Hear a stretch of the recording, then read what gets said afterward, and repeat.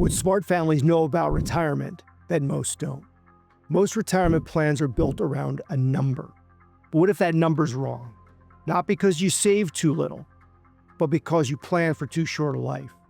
For high net worth families, the biggest financial risk no one talks about is living longer than expected. And that mistake can quietly unravel even a well-built portfolio. This video is for educational purposes only. Always consult qualified professionals before making any legal, tax, or investment decisions. So I've asked clients that are 85 or 90, I said, if you think back 50 years ago when you were 35 or 40, what were the chances that you would still be alive today in your mindset back then? You go, 0. People lived till 65 and died. So it's really fortunate that people that are in their mid 80s and 90s even have any money left, because why would you plan for 30 years beyond life expectancy?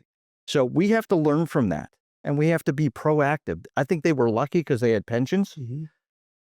People don't have pensions today. We don't. So we have to be really cognizant of longevity is a real risk of retirement. As certified financial planners who've helped countless people, countless high net worth individuals plan for 20 and 30 and 40-year retirements, we see how longevity affects these assumptions. You know, a lot of these times these assumptions are made casually, and, oh, well, my mom lived to be 82 and my dad only lived to be 59, and they forget about the advances in medicine and everything else. So you can have million-dollar consequences if you live too long. I think most people, especially what we call the do-it-yourselfers, they base their retirement savings on an age that may not be realistic, 80, 85. And I think what we see today is if you go to an 80-year-old's funeral, you say, oh, they lived a good life, but they were kind of young. Right now, 99 seems young, or 95 seems young. So I think as you look at this, start to think about not using just rough estimates and outdated figures, but more realistic outcomes. And it's crazy. I've a number of times where clients have said, I'm not going to live till 85, so we don't have to plan to 85. And then they refer to their mother who's 88. I said, hang on a second.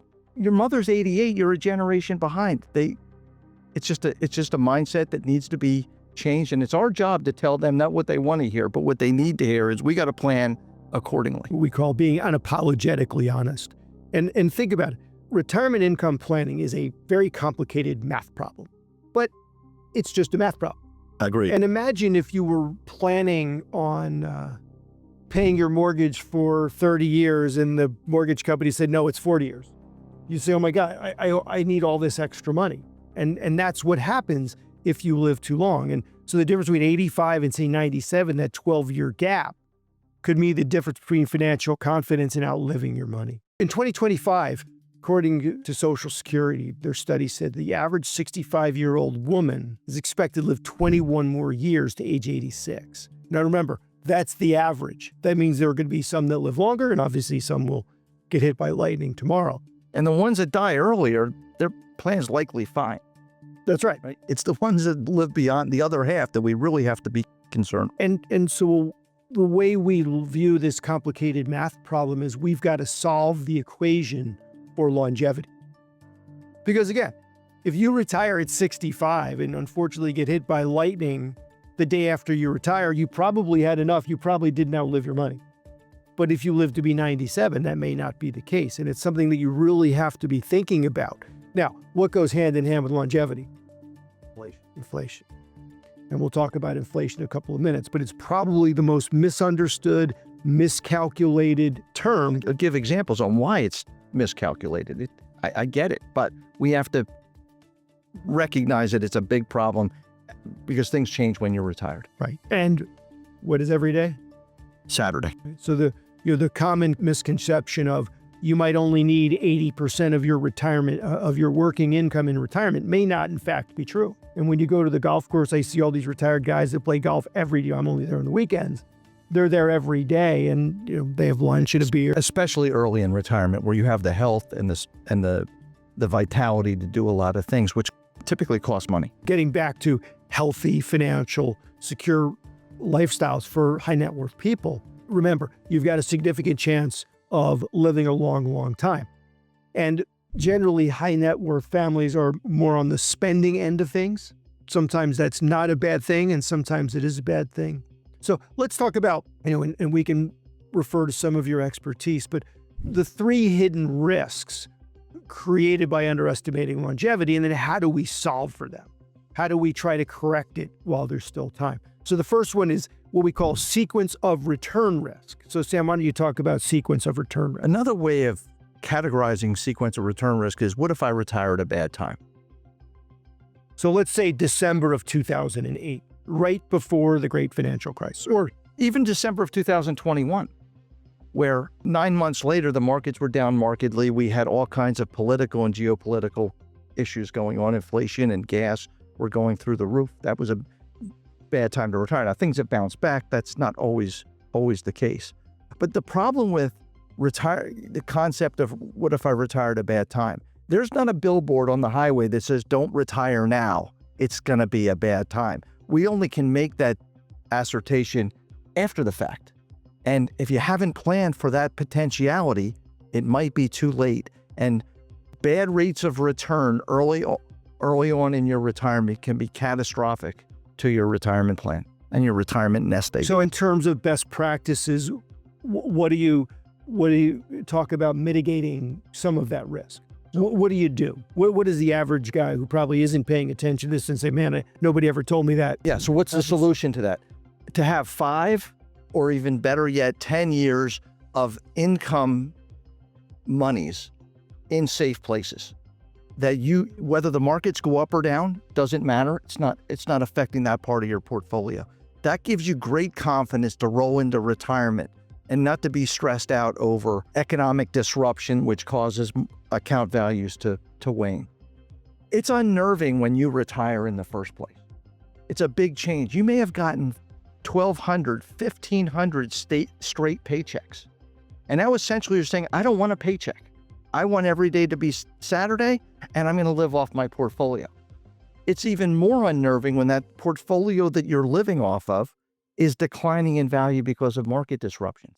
And if you don't have money etched out on the side to create the cash flow that you need for 5 or better yet 10 years, it's unnerving. It's painful. And what do people do when they have pain?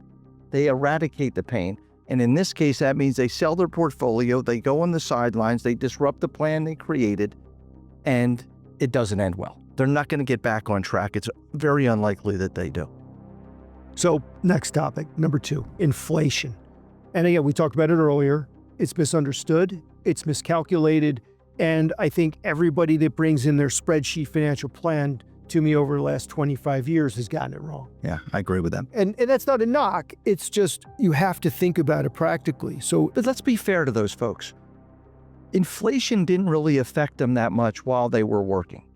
Yeah, their costs went up. I tell people, you lived in your house for 30 years. Let's go find your first tax bill and compare it to the one that you got July 1st. You wouldn't recognize the 2 numbers. But you never had a tax increase where you said to your wife, we got to leave. We got to move. These taxes are outrageous.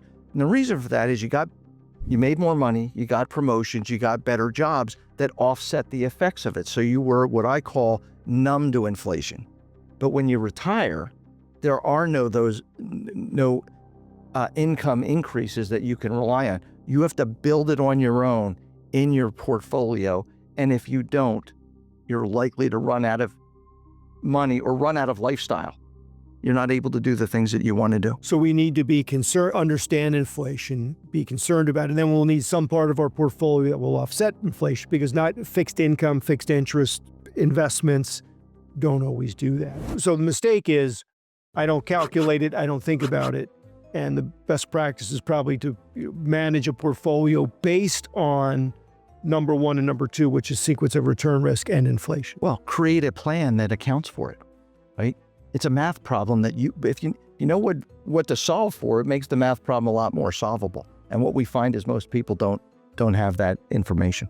Now let's talk about the 3rd hidden risk, and that's underestimating life expectancy, or you plan to only age 85 and you end up living to age 95. And when you look at averages are averages. And some people are going to die before that, and some people are going to die after that, just like we talked about a few minutes ago. You mentioned earlier about the other factor that people fail to recognize when we're planning for that extra 10 years of retirement for the married couple. is how many years are going to be single. Mm-hmm. What people don't realize is the tax penalty that being single brings to the table, especially if you have a lot of retirement assets that have never been taxed, that you're then forced to take money out in a higher tax bracket world, essentially. And that can have a really big impact on the viability of the portfolio outliving the client. We call it a someday single scenario. And when you're someday single, when our dad passed away in 2019, they were joint taxpayers for 2019. In 2020, our mother became a single taxpayer, and the tax brackets, all of the tax brackets, the deductions, everything, at least under current law, is cut right in half. Her tax bill almost doubled from one year to the next with very little different levels of income. I'm in an accountant's office with a client. The client was probably at the time around 70. The accountant was 65. It was his last tax season. And so he was a lifer. He had done taxes for 35 or 40 years. And we were talking about this high net worth client who had several $1 million in an IRA. We were talking about him converting it. And he said, geez, Joe, why are you converting all this money? And I said, well, think about it. What about when one of them is gone and they're a single taxpayer trying to get these millions of dollars of IRA money out? They're going to get clobbered in taxes and IRMA penalties and whatnot.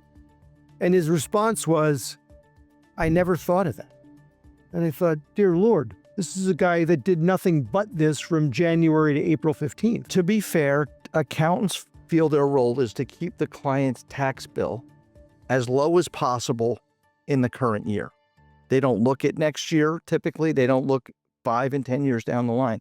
We look at it differently, right or wrong. We look at how do we lower the family's lifetime tax bill. And a lot of times to do that, you pay more taxes now than you have to. And it's two different ways of skinning the cat. Are we right and they're wrong? I don't know. We just look at it differently. So I kind of get that.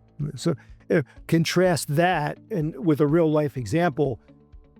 Recently, a spouse died, and they had, in the last year or two, finished converting their final IRA dollar. And the spouse was not sick. Died as suddenly of a heart attack as you possibly could. And, obviously the husband came in to talk. And as we were talking about his planning, we started talking about what other sources of income can we try to use this year to fill up the brackets before he's a single taxpayer. There weren't any. There was no meaningful tax benefit that we could handle because all the planning was done. So you look at those two examples of the not planning versus the getting yourself to plan. And I think it's pretty impactful. So ask yourself these questions. Am I planning for averages or am I planning for reality? And then review your financial plan based on these things and test and back test the planning numbers and calculations. Update them annually or at least biannually. Yes. So what I find is most retirement plans are static. They were done at one point in time, and we know there's things that are going to change that we didn't plan for. They need to be dynamic so that you can look at them and update them and test them. Are we still on track based on the assumptions that we've input? And maybe we're ahead of schedule so we can harvest money and spend more of it in all likelihood. Or sock more away for the just in case. Or give some to the kids, whatever you want to do with it. But unless you test it and you answer the question, am I on track? You don't really know. So the bottom line is, we think it's important for you to set up a plan, follow through the planning, continuously monitor the plan, and make sure you remain on track. And what if I do live to be 95 and maybe in 10 years we'll be talking about people living to be 105? So longevity, again, not just about the averages. And what we want people to do is live a better life with less fear, without dependence on others, and without regrets. I find the more planning you do up front, the more clarity that you create, the more confidence that you have going into retirement.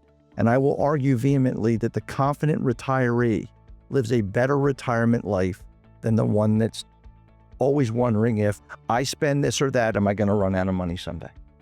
If you're going to plan, make it a plan that's resilient, malleable, meaning that you can change it, and that you're proud of it and that you're comfortable with it and that you're confident in it. Because there will inevitably be expenses that you didn't expect. Great article a few years back, eyes, ears, and teeth. Like these big hearing aids, they cost $5,000 or $10,000 for a pair.